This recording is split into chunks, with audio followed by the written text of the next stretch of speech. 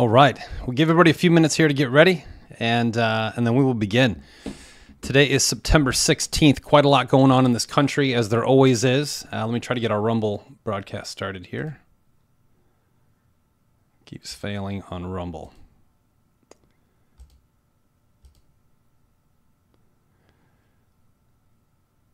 Hey, Emily, how are you? I'm just trying to get Rumble started here, but Rumble doesn't look like it's going to happen. So we'll have to transfer it over to Rumble tomorrow morning and make sure we get that information over there. A lot of these interconnecting streams make it difficult when you're using central software to broadcast on multiple locations. So we should be live on YouTube, which we are. Doesn't look like we'll get Rumble today. It's worked pretty much every other time, and we're trying it out today, but we should also be live broadcasting on TikTok under The Rice Report. So if you're following me at all, TikTok, The Rice Report, you should be able to log in there and see this live streaming there as well.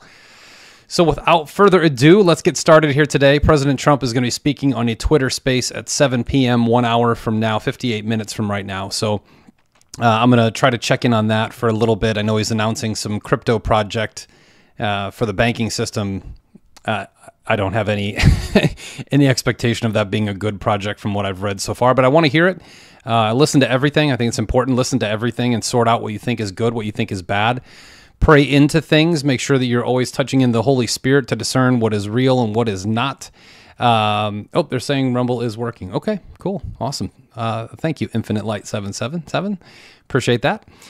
So we're going to start out the way we always do: money, politics, and religion. Same methodology, same bat channel, same bat story. But we're going to run through the events of today. The economy is certainly when you look at problems in the world, you have problems that stem from regions far beyond your own reach, far beyond your own comprehension. Then you have certain things that are right in front of your face. So I always try to start with money, because I think it's really important. I'm not a lover of money by any stretch, but I am a lover of freedom, and money does create freedom and sovereignty.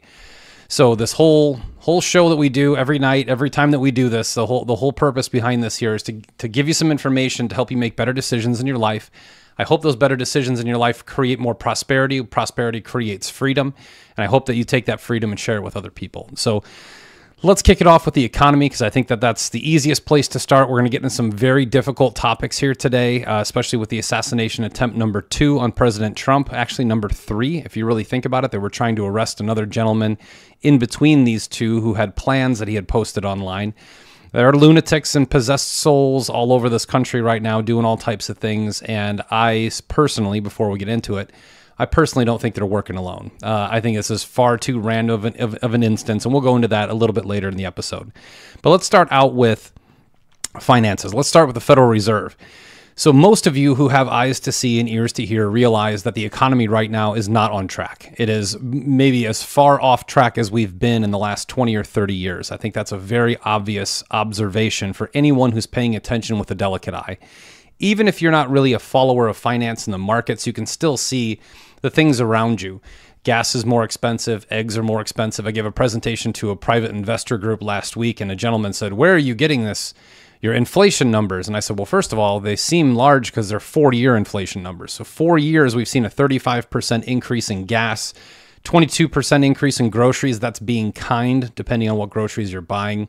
And you're looking at a 21% increase in rent since 2020. Those are statistical facts that you can see with your own eyes anywhere that you go. Now, these are all problems that stem from a fiat currency, a fiat environment where a government has the ability to print pieces of paper that people exchange for value, goods, or services. That sounds like a good idea. It really does. When it came out in 1913, first of all the men on the original commission that were voting against the Federal Reserve all died on the Titanic. So no witness, no crime. We have a Federal Reserve. That's historical fact. And along with that, most of the nation was concerned about this new Federal Reserve Bank because it has actually happened here before. Andrew Jackson got rid of a Federal Reserve Bank who was doing the same thing, printing fiat money. In fact, we used revolutionary money during the Revolutionary War. And at that point in time, they were zero coupon bonds, and they kept printing and printing and printing and eventually failed, which is when we created the US dollar. So history does repeat itself, and it repeats itself very directly and very carbon copy of itself when you deal with fiat environments or fiat currencies. So all this money we've printed is just the beginning. because we have one common solution over the past 30 years in this country. Whenever we get into economic problems, we print more money. Problems are solved for about 18 months, and then they rear their ugly head again.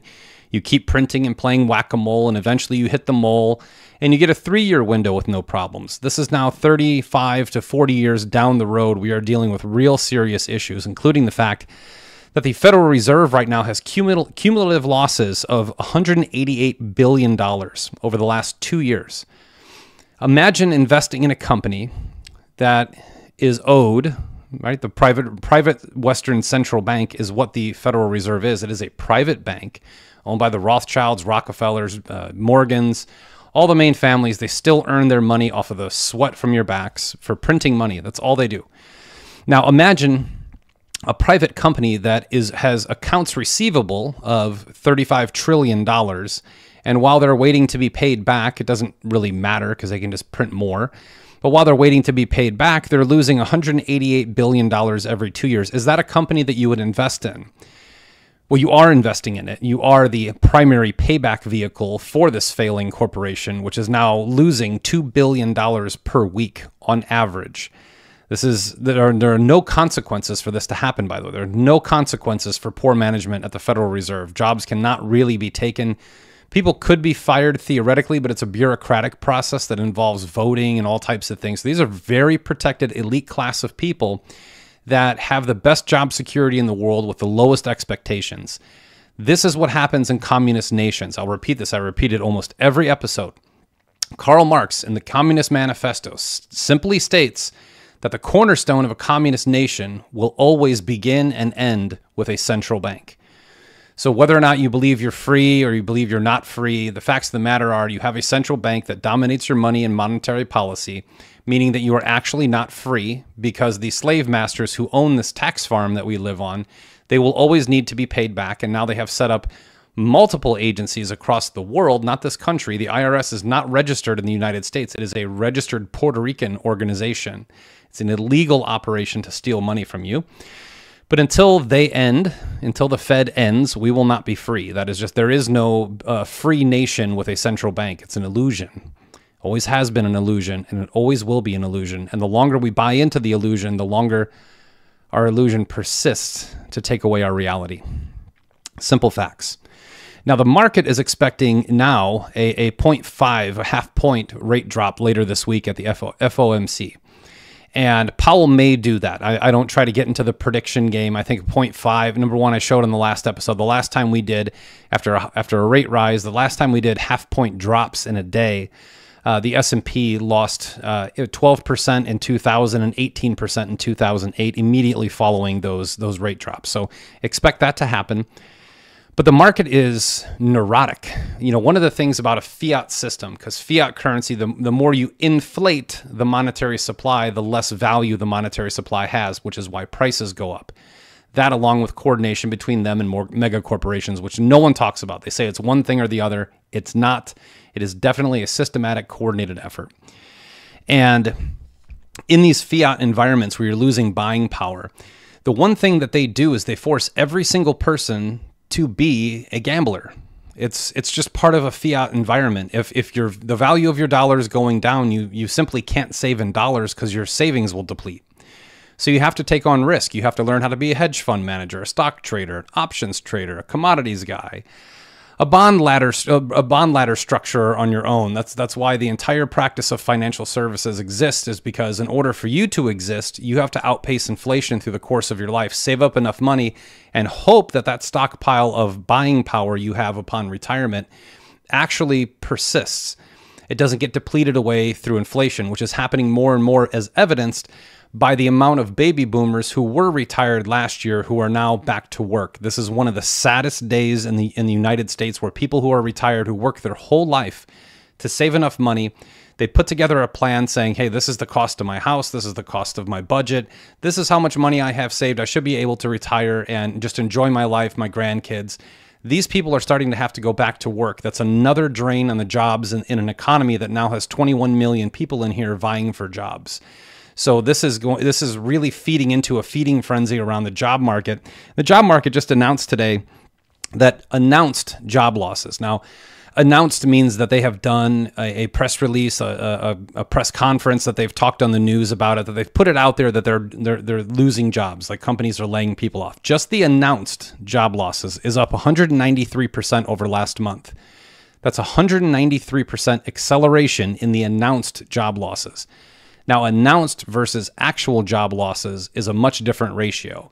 Very few are announced. That's bad news. Nobody's company wants to put out there, hey, we're laying off all these people. Legal departments are the ones who press them to do that for transparency, primarily for publicly traded companies. So private companies don't generally do these announcements. So just the announced job losses are now up 193% from last month. That is almost a 3x jump. Okay, so it's a huge number piling up. This is the highest number of announced jobs. It's about 75,000 announced job losses in August. That is the highest number since 2009, which is smack dab in the middle of the great financial crisis. You're going to find this as a redundant theme in every episode I do, as I'm trying to relate to you in a not so subliminal way that we are approaching numbers that really line up with 2008, 2020, 1987, 1929. All of these numbers, all of this history adds up to be exactly the same. And you need to go onto independent journalists and podcasts to get this information, because CNBC just tells you the last 24, the market just set a new all-time high, which it did. These all-time highs ultimately experience gravity like everything else. And that is a scary thing, that no one is preparing for the gravity, as evidence and information I'm going to share to you in just a moment. Now, along with the jobs, Tupperware, one of the oldest standing consumer goods products in this country, with one of the biggest names. Tupperware, anything that's plastic with a lid, you call it Tupperware. It's kind of like Kleenex. There is no such thing as a Kleenex. It's a tissue, but we call it Kleenex because the brand is so strong. It's an American brand. Tupperware is now announcing they're filing for bankruptcy and moving all their operations to Mexico, along with about 700 other companies over this past year, just since January. When things get too expensive and inflation's out of control and you can't find good workers, you have to move operations to where those three things won't impact your bottom line. So while we blame it on these companies for leaving this nation and these job losses, it's not really their fault. As a former CEO of a public company, I can tell you there's only one legal obligation any CEO has, and that's shareholder value. It doesn't matter if you feed kittens to pit bulls, as long as it makes money for the shareholders. That's your only legal obligation. Everything else is esoteric to that per the law. So the CEOs of these companies have difficult decisions to make, and they're deciding to leave this country and go to Mexico, produce cheaper, sell into this country as an exporter, and they will make more profit. When companies have to leave this country to make products to sell into this country, you have a massively broken import-export operation within your government. Period. Point blank. There are so many issues. We talk about assassinations and good guy, bad guy, politician, policy, all these things. We talk about all these things. We rarely talk about antitrust laws, duties of CEOs, why companies are leaving this nation, regulation, overburden on import, overburden on export, free trade. We barely talk about these things that actually impact our bottom line. And Tupperware is making an announcement to the market that they have absolutely no chance of profiting in this country. So now they're moving their operations to Mexico. Again, almost 700 companies have made this decision since January of this year. So this election couldn't be more important from multiple fronts, not just who's going to protect free speech, who's going to protect American jobs, because right now we are losing, foreigners are gaining 3 jobs for every American job lost. That's how the things are unfolding in America right now. It's sad, and I don't like to be the guy who's the doom and gloom guy, but if that's what you want to label me, that's fine. I'm a realist. I'm trying to share actual facts and statistics and not give a glorious tale in the back end of how I think things are happening, so that in the end we ride off on a unicorn and scale back down to earth on the back end of a rainbow. That part may be true, but what is certainly true is the fact that Americans are losing jobs and this economy is getting raked over the coals by poor governance and by poor regulation, over-expensive, overburdened regulation. This is not just happening in consumer goods. It's happening all across the world in every industry. Every government across the world is as corrupt as yours. So if and it's not going to happen on my little show, but if every person watching this show right now was from a different nation, this statement would be true in your country. every country's government around the world is colluding with one another to take over your nation. They are corrupt, they are paid off, and they will never, ever go away until something happens that actually removes them from their office, because they have strangleholds on everything from the medical system to the media to healthcare. It's all intertwined in every nation, and America is just kind of the bright shining light where it's more obvious to see in this country because we are much more transparent than other nations from a government perspective. And that's kind of like the tallest man in a midget contest. It's really not anything to brag about. It's really, really little transparency here, but it is better than other countries. Now, on top of this, money managers across the globe, for the first time, are unanimous in shorting Brent crude oil.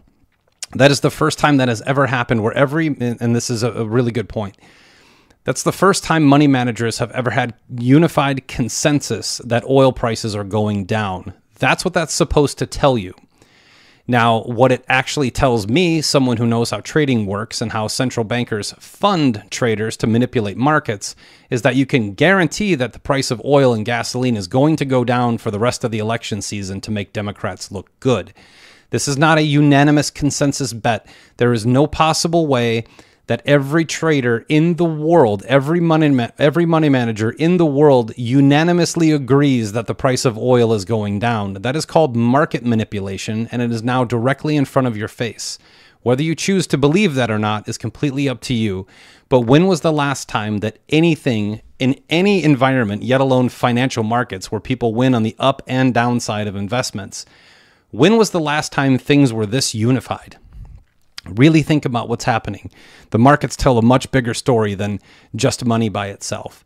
And one of the stories that the market is telling right now is using the past year to judge what the next year will do. Now, there's the old statement that past performance does not indicate future potential, right? That's an old disclosure on every investment. However, past performance of certain things, when they happen for the first time, tell you a blaring story that's being hidden behind your back.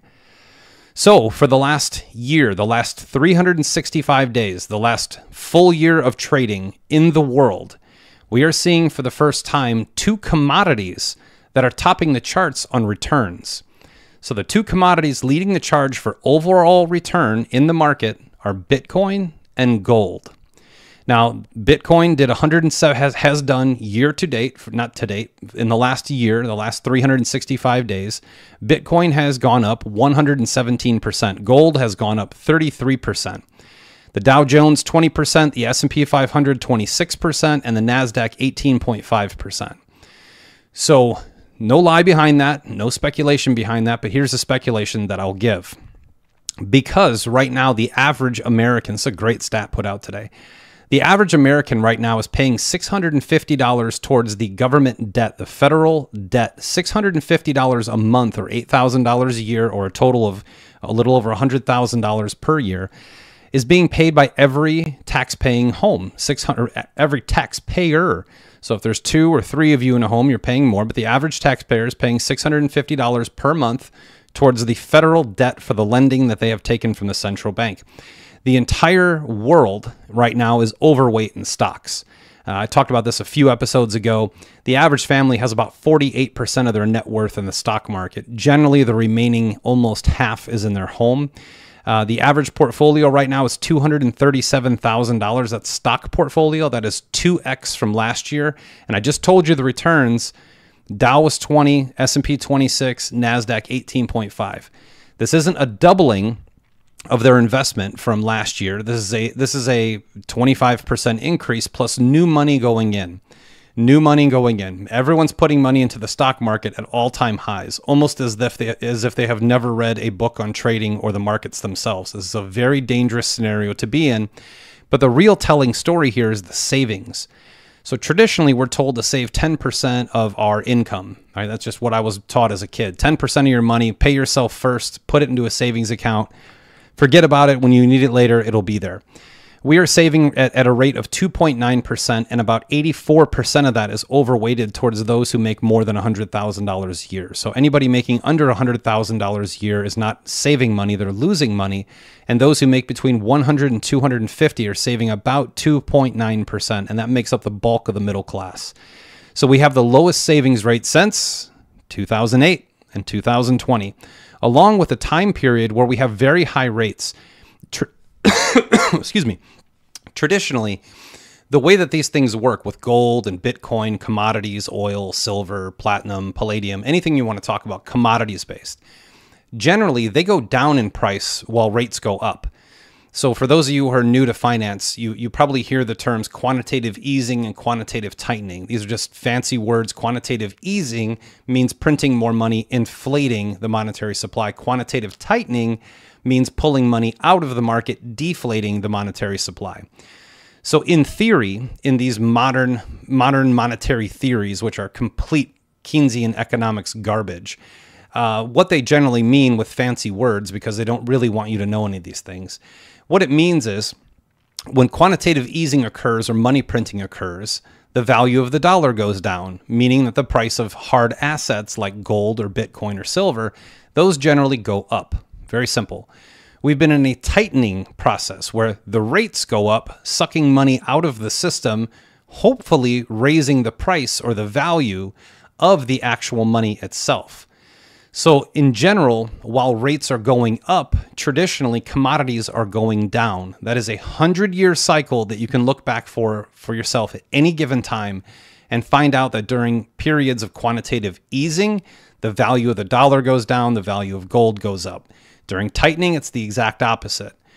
What we have just seen over the past year is sort of a great awakening by itself. A lot of people in the market are not falling into the irrational exuberance, which we're seeing once again in the stock market because of fiat currency. Everyone has to gamble. Right now, it's really expensive, so people are gambling hard. I did an episode. $11.4 billion is wagered on the NFL every year by Americans who don't have $11.4 billion. They're betting on football to try to make money to pay their bills. That's how bad it is in America from a statistical standpoint. Now, when we see gold and Bitcoin, who have already gone up 107, Bitcoin 117, gold 33%, what we're seeing is an anomaly in the market, meaning that right now it's so bad that even during quantitative tightening, gold and Bitcoin have still risen and outpaced every stock market return. So what I anticipate seeing in the near future is I anticipate seeing at least a 25% basis point drop later this week by the Fed. I expect to see the stock markets break all-time highs within days of that happening. Then I expect to see the real decline start to begin in the trading volume, because these next level of new highs will produce that gravity that I talked about earlier in this episode. I believe that's coming without question because we're watching it happen right now in China, who is in a complete deflationary environment. Now, China has just reached a deflationary cost method that they haven't seen since 1999. So right now, the price of Chinese goods is just dropping and dropping and dropping, which sounds like a good thing. But when everything is globalized and a player as large as China in the manufacturing sector starts to deflate, you will see global supply chain issues and order issues occurring. That's all going to happen. This is just the way this stuff works. But at that time, I also expect to see Bitcoin and gold really start to move, like really, really start to move. When people start losing money in the stock market, they get scared. Your average person is just an average person. They're not professional traders who remove emotion and make logical decisions. What they see is, oh my God, I lost 8%. I need to go to something safer. That's when you start to see people put money into gold and into silver and platinum and palladium, and ultimately into Bitcoin to try to get the upside of a commodity. Bitcoin is a legal commodity. It has already been deemed an asset without an issuer. It has full legal regulatory oversight and approval. It's the only thing that exists like that in the digital space. It's the only proven commodity all across the board that has regulatory clarity, period. So I always tell people your portfolio should be gold, silver, Bitcoin, raw land, oil and gas, trade the VIX. That's not going to change probably anytime soon. I'm not going to have anything new to tell you. I'm just going to have new material and new stats that prove that that's the pathway forward for those who want to get through this mess we're about to enter with their heads above water and maybe even owning the pool, not just being in the water. That's a good place to start. Now, China, these deflationary prices are really a big issue. Their real estate market is getting killed, and as a large international global trade partner, it's something we certainly need to keep an eye on. and be able to, determine whether or not we should be tucking money away, which right now the answer is yes. Stop buying fast food. Stop buying whatever you can. Tuck away as much cash as you can. Buy hard assets with it. Sit back, and you'll be able to get through this pretty easily. Also, stock up on fuel if you have the space to do it. I don't have a room in my backyard to put a fuel tank out there, but if I did, I would probably be buying gasoline right now because another pipeline burst in La Porte, Texas today. So that's another attack on the U.S. supply infrastructure. And these things are all happening. Also, on top of this, before we get into the Trump shooting, the northern border. I've been talking about the northern border for a very, very long time. We don't get any reporting from the northern border, only the southern border. And the southern border for over 19 months now has been considered the most dangerous border in the world, is actually the United States southern border. With all that attention there and all the independent journalists, and God bless, like Ben Berkwam and some of these guys who are down there getting video, that is just dedication. With all that attention down there, it's only logical to think that criminals would smuggle in other criminals through another border, which is now happening on video in New York. So we are now seeing New York City cabs that are driving to the Canadian border and picking up migrants and driving them to the city. Yes, that is happening. There are now videos showing this. I'm assuming we'll get real stats on this in about a month because no one's really paid attention. That will only happen really above Washington and above New York. They're not going to mess around anywhere around northern Idaho or any of those places. People are already camped out at those borders. That's been confirmed. We're also starting to see this breakdown in the narrative behind migration, where now the Pope is getting involved. And I'm going to get into that at the end because I think that's a really big topic to talk about. But we also have, a model of destabilization that's happening in this country, and it's a very important thing to talk about. So let's get into the Trump shooting. I think that's the next place to go. So as we all know, yesterday, I try to take Sundays away from social media and from the news and from TV. I just try to go to church, get in the spirit, be with my family, watch a little football with my dad, try to do things that brought me back to my normal life before I realized the world was upside down. It's not like it just changed. It's always been like this. However, I didn't get a chance to really dig into it yesterday, and today I've been working, so I haven't had a chance. There's plenty of people digging into the shooter, Ryan Ruth Rauth. His name is pronounced a million different ways.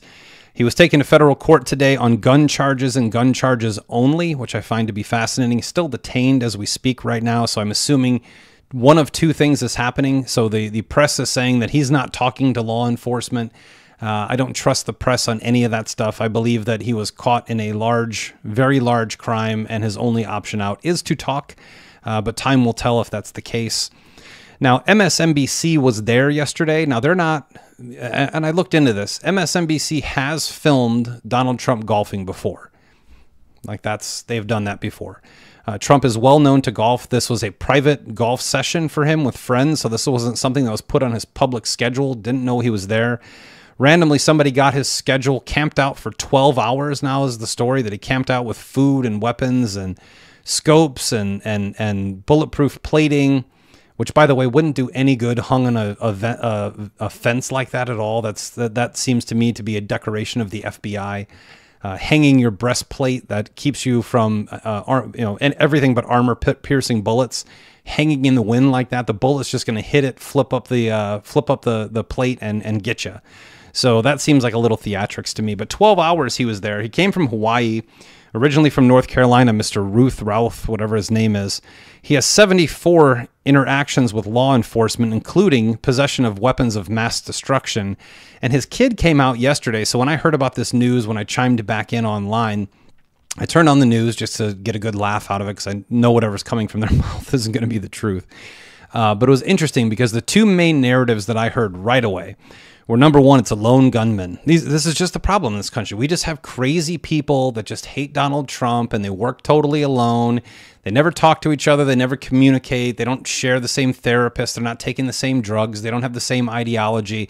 They have nothing in common with one another, despite the fact that they have the exact same ideologies about the world. They have the exact same political views, donations.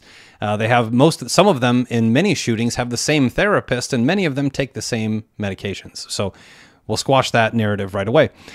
However, what they came out and said was a lone gunman, that was a big thing, using an AK-47 which anybody who knows anything about guns, like that is one of the more inaccurate long-range weapons. So if you're shooting somebody from 400 to 600 yards away, you're not going to use an AK-47. There's too much kick. 7.62 is a huge round for close quarters. You would use like a .308 hunting rifle or something like that. Now the reports are saying it's an SKS. I won't get too much into the gun things. If you're not a gun person, you're not going to understand that anyway. But could be an SKS, could be whatever it is. But it has a scope on it. I don't know. I know a lot of military guys, and I know a bunch of people who are snipers, and not one of them said that they would ever use an AK-47 for a long distance shot ever. So that's an important thing. Now this guy Routh was a former Legion recruiter for the Ukraine, the war in Ukraine. He's buddied up with Hillary Clinton's, celebrity chef. He's buddied up with all these people. So there's plenty of stories out there. I think the most interesting thing behind this is now the second time that BlackRock directly or BlackRock affiliates that are funded by BlackRock money have shorted the stock DJT. The Trump media stock was shorted on Friday. So just like it was shorted the day before he was shot at in Butler, Pennsylvania. They're trying to profit, just like they did on 9/11, on a predicted crisis that will cause chaos in this country. That part's pretty obvious. $11.1 million in shorts took place on Friday, all linked back to BlackRock. That's an undeniable fact that you cannot, forget anytime soon. Now, some of the sleuths online, the strangest thing about the last 5 to 10 years in America is that most of us realize now the media works for globalists, works for communists, Zionists, whatever you want to call them, deep state, Illuminati, whatever you want to call them. We realize that they're their mouthpiece, the megaphone. And many of us have dedicated parts of our lives away from our families to, I guess, serve this country, or at least serve one another, to try to get some real good information. And there's some really good people at it. There's some people at it that aren't so good, but they're trying. So even if they're not good at it, I say God bless you and keep doing it. We need help. We need to know what's happening in this country. And the news is never going to tell us. The government is certainly never going to tell us. But some of these sleuths out there actually heard his name from the shooting right away and went through and screenshotted all of his social media before the FBI could delete it, which is a standard process for our FBI, like it or not. They delete everyone's social media so that only they can actually investigate something. Well, they've done such a brilliant job on the last assassination attempt, we still have no idea whether it was one of the three guys that they blamed for the shooting within the first 24 hours. We know nothing about that assassination attempt. Absolutely nothing. What we do know is that the press will lie about it through their teeth until the end of days. That part, I believe, is the most important thing to pay attention to. I'm very glad President Trump is safe. It's painful to watch Alex Soros and Clinton and Obama put out tweets going, violence is never to be part of politics. The overall idea of politics for most Americans is becoming something you can't pay attention to before you eat anymore. And that's a major problem in a country that depends upon voters to make decisions for the whole. So we're watching this destabilization, demoralization of a society occur on almost every front, which is what I'm going to wrap this up with today. But the lone gunman narrative doesn't work. He's only been charged with a gun charge. All of his social media is screenshotted by some B I know. I won't say the word. I'm trying to let kids watch this show. On her screen name is actually L on Twitter. She screenshotted everything and put it out there. Earlier today, Trump put out a statement about the real problem that you can actually pinpoint from this event, which is the media propaganda and the way that they are using MK Ultra mind control to activate people of weak minds who have very strong ideologies that adjoin with them. Now, I've had many people actually, there's some of you who already know what this is, but I've had many people reach out and say, Eric, can you do an episode on MK Ultra? I don't know what that is. And I certainly will. I'll actually put that together next week for you. This week is very busy at work. To make it very simple, MK Ultra is a CIA program where they use trauma-based inducement to create fear within people to control them. It's a very well-known fact. This is what every emperor and Caesar throughout all of history has done. When the peasants uprise, you scare them because scared people are easy to control. Now, MK Ultra uses severe trauma and drug use in order to manipulate the minds of people to get them to do what you want. The best way to do it is to look through Zoolander, that old movie that Ben Stiller did about being a male model. He was under MK Ultra, where they snapped a finger and he became an assassin. It's a real thing. It's a very real thing, but I'm not going to go through it today. I will do a 15-minute video, a simple person's breakdown of how MK Ultra works. But the basics of it is you use trauma and fear to dictate future behavior. So the fear that gets induced to people is for people who don't have the gumption, the time, the effort, or the desire to read and think for themselves, those who just want the mainstream narrative. The mainstream narrative about Donald Trump has always been that he's scary, he's a threat to democracy, all these other things. He's Hitler, he's this. They never call him Stalin, who murdered way more people. That's because they're communists. And they use these things to scare these people and make them believe that Donald Trump is going to destroy the country. So you must kill him in order to take control back, to protect our democracy, which is Soviet democracy, which is not a democracy at all. And if you look at where this guy has gone, Ukraine, he went to Ukraine, threw a big flag out there. I support Ukraine. I hate Russia. Russia noticed him a year ago. The FBI knows who he is. He was actually arrested for locking himself in I think a tire shop with a firearm and a standoff from police. This is not a good person at all. And he was activated in some way. I don't know how, that would be complete speculation, but he certainly was activated enough to camp out for 12 hours to try to shoot President Trump. That's the facts of what we know at this point in time. So I'll get into speculation as it comes out, but the facts of the matter are, I try to look at what are the takeaways. The takeaways are that everyone knows that places like the Cincinnati Enquirer and USA Today have put out headlines just as I called right as soon as the first assassination attempt occurred. If you watch that episode, I told you for the next 6 months that the media would be blaming Trump assassinations on Trump. And that's exactly what we're watching right now. The Cincinnati Enquirer came out today and said that, point blank, headline of the article, all of Trump's assassinations are his fault. He needs to stop talking in order to stop being shot at in a nation of free speech. USA Today came out and said that the design of the golf course is what created a possible shooter. So now it's not even blaming it on Trump. They're blaming it on Trump because he had a bad designer for a golf course that didn't, 50 years ago when this golf course was built, that, Trump should have hired him before he owned the property. He should have made sure that the course was bulletproof, literally. I mean, this is a sick society that we live in. These are sick people that are in charge of spreading a message that goes into the minds of hundreds of millions of people. We live in a depraved society that is being demoralized and destabilized right in front of our face, and most people have no idea that it's happening or what its intentions are. But that is happening. Thankfully, one person who I'm glad to hear this from, Ron DeSantis, the governor of Florida, has said no to the FBI. He will not be giving this guy up from the state of Florida for them to make up a story and ship off into a world of freedom. He is going to keep him in Florida and prosecute him himself. Now watch what happens with this. You're going to watch the federal government intervene with a state official and try to take over this investigation. Watch how hard the government tries to get this guy out of the hands of the state of Florida and into a safe harbor with the FBI, who is probably gave him Trump's private schedule, to be honest. Even this guy, they found that he was followed by a lady named Sue Kim, who he had private conversations with. Sue Kim is a former CIA operative. Nothing here is coincidental. And when the media comes out and says very confidently, this is a lone gunman, that is what's called mockingbird media, also a CIA operation. It's what they're told to tell you. And when they keep regurgitating it over and over again, 35% of the nation will believe it. And now we have another way to destabilize the nation by having no unanimous consent behind any of the major events that have happened in our lifetime. This is exactly how it works. And I'm going to show you how to combat this at the very end of the episode. So where we are right now, thank God for DeSantis and what he's doing right now. Hopefully this turns out to be good. I think this guy, this guy's a relative nobody in the world. There's actually another article from like 25 years ago that he was considered a hero in his hometown.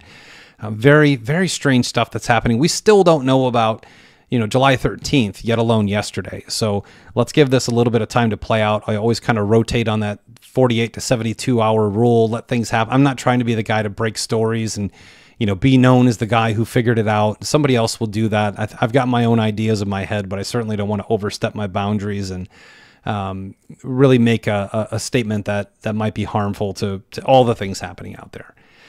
Now, along with this, this is a great distraction, by the way, tremendous distraction from the fact that the United States, the UK, France, and most of NATO are now getting ready to approve the use of long-range missiles deep into Russia, all the way into Moscow.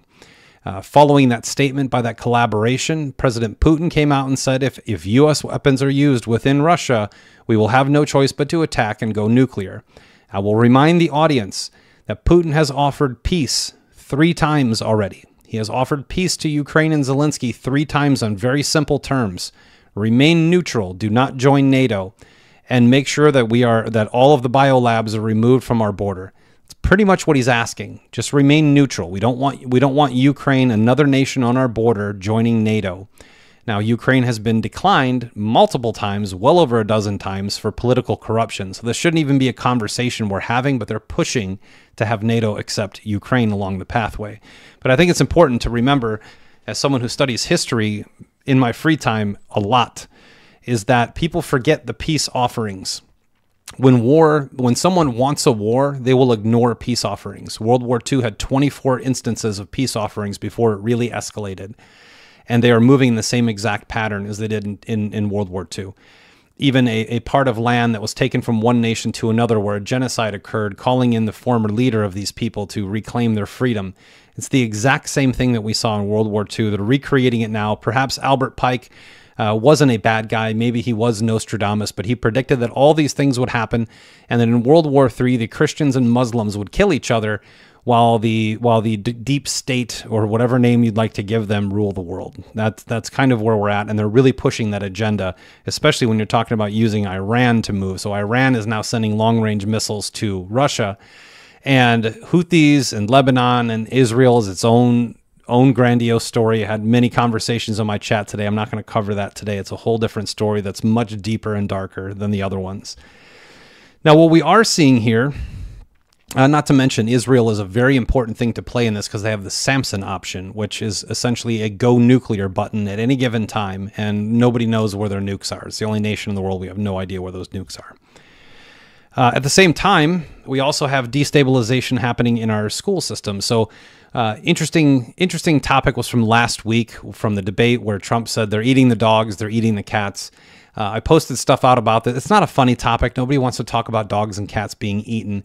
However, it is part of traditional voodoo practice and Haitian diet. So when you bring Haitians into this country and you don't force them to assimilate into our culture, and we have to assimilate with theirs, that's the easiest, most digestible dark part of the byproduct of bringing in illegals. Now, Haitians do eat cats. They actually do drain the blood from cats in voodoo because they believe the cats give them magic power. National Geographic, if you're on my Telegram chat or follow me on Twitter, I posted the National Geographic documentary about this. National Geographic made a documentary about voodoo magic, animal sacrifice, and all those things. National Geographic. So it is a very real practice in their society. I promise you, people moving here from other countries they aren't dying to become like Americans. They're dying to make America become like their homeland that they've escaped from for whatever reason. So this assimilation is going well beyond just the dogs and cats thing. But I will say this, that my daughter had a sleepover with a couple of friends, and they were making a bunch of noise upstairs. And I came up here, and they were dancing to the remix of "They're eating the dogs, they're eating the cats."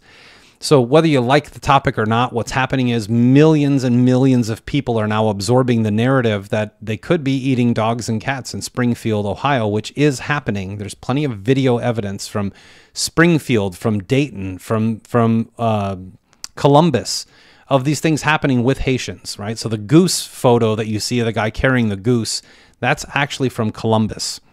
That's not from Springfield.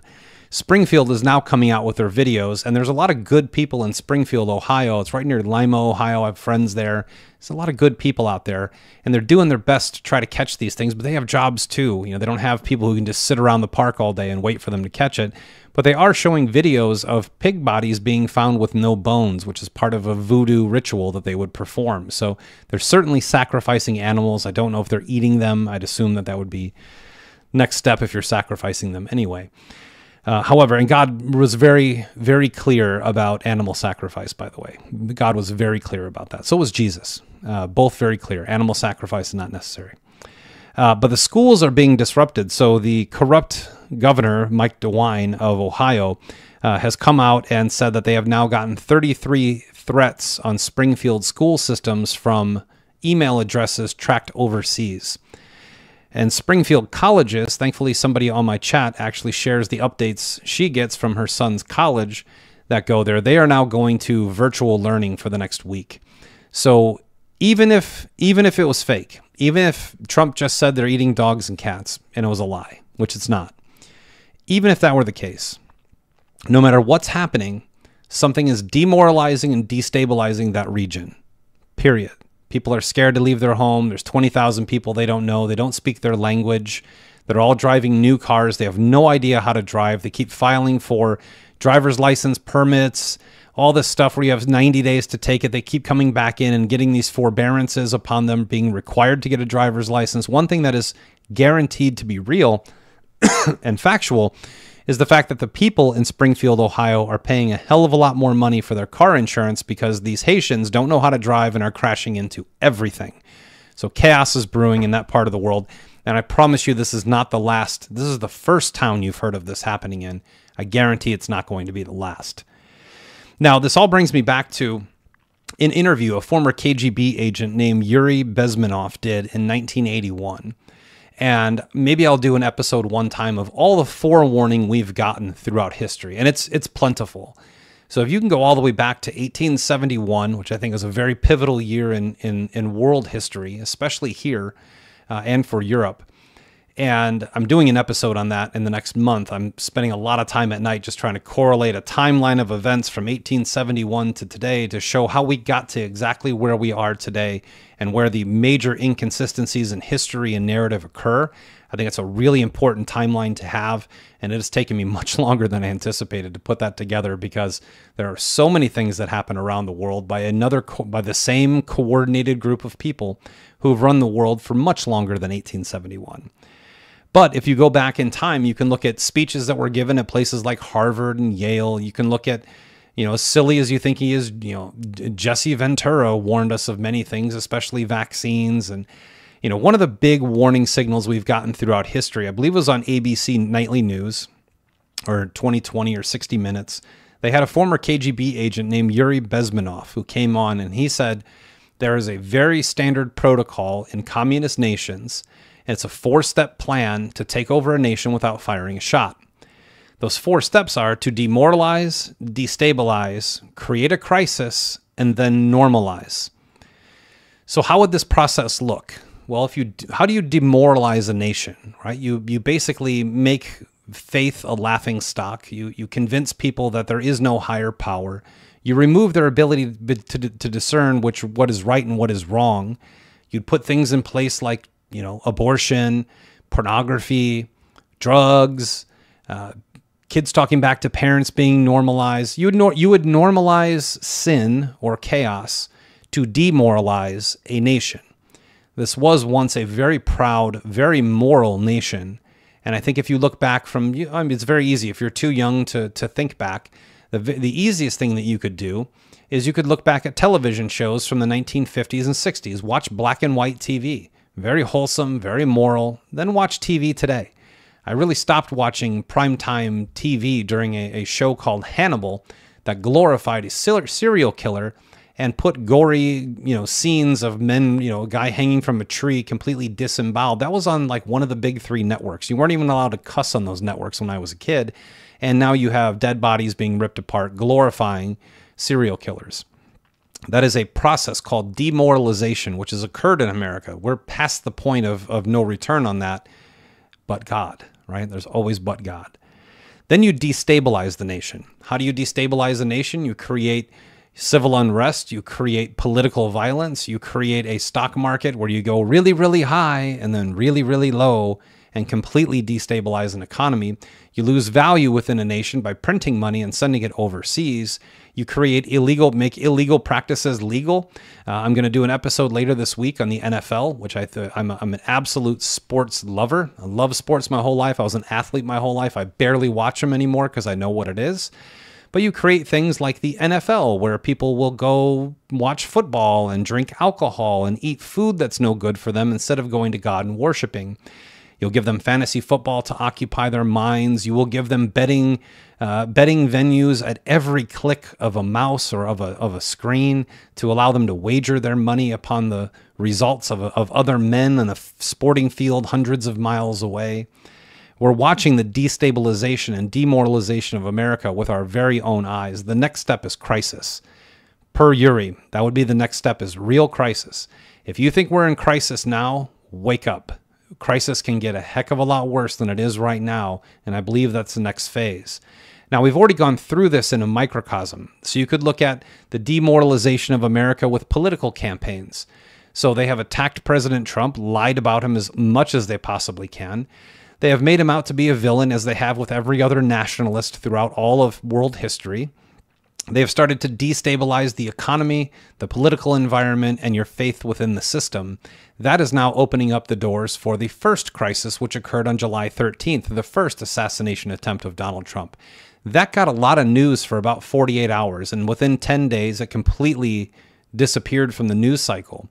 This one, on the other hand, will get news until probably Wednesday before it also disappears from the news cycle. They are now in the process. They've gone through demoralization, destabilization, and a crisis. Now they are normalizing assassination attempts. I think that's a very obvious thing to see. Violence has already been normalized in this nation through video games and TV and things like that. But in the mix, you also have the Pope. The Pope came out the other day and said, the American people only have a choice between the lesser of two evils, which in general, for most of the history of the United States, I would agree. I think that in this country, we have nothing but the best of a bad decision. I think that's most of our choices as Americans today.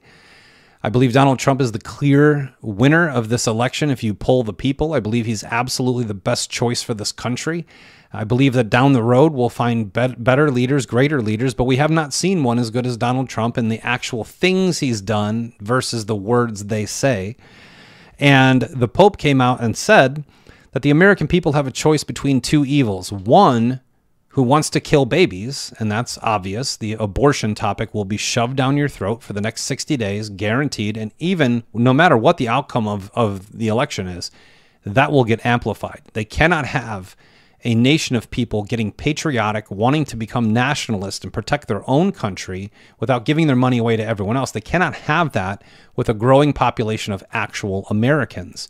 You have to bring in a growing population of non-Americans to continue to demoralize, destabilize, and eventually lead to a crisis, to normalize the events of the past. The Pope has come out and said, you have a choice between someone who wants to kill babies and someone who wants to deport illegals. This is not a difficult decision. Those illegals had a home where they came from. They can easily go back to that home. Whatever dangers abound them in their foreign lands, I feel for them. My soul goes out to them. My heart pours out to them, and I will pray to God for them every day. But I will not let them into this nation through an illegal model. You want to come into this nation, let us know who you are and how you're going to contribute to the betterment of this country, and you are going to be welcomed with open arms. In fact, that is what I believe will happen with migration, that eventually legal migration through the right system will be moralized and normalized. However, right now, that is a wild, wild west thing that's happening right now. And the Pope himself has already supported LGBTQ, abortion, all these other things. You know, people are looking right now. They're looking to friends, to politicians, to athletes, to celebrities, to everyone but God for the answers. They are looking everywhere in their life except to the heavens from the person, the being that created you and sent you here for a purpose. You are bigger than these problems. You are bigger than the problems you have at home. What you have to offer this world is greater than you imagine. Get out and start supporting other people. We all need to come together and unify. At this point in time, I don't care what religion you are. I don't care what color you are. I don't care about any of that stuff. I care about my children's and your children's futures. I care about this country being remoralized and not demoralized further. I care about American people bonding together to seek the truth and demand it from those who have the answers. This is not going to come from a politician. I just don't believe, the political system can be cleaned up pretty easily. You get the right people in office, you get rid of the wrong people, you rewrite legislation. It takes years. It's going to take years no matter what. That part can be cleaned up. It's society that I'm worried about. I'm not worried about the future of this government. It's too large anyway. People need to go. It's way too large. And eventually, I think Trump is the right guy to put into position to clean that mess up. He cannot clean and will not clean up your neighborhood. That is on you. That is on me. That is on our children to be able to remoralize American society and build a stronger future through faith and family and freedom and the things that are really of value in this world. We have to start talking openly and honestly. We have to start coming together as a whole unified society together to remoralize and strengthen America before it's too late.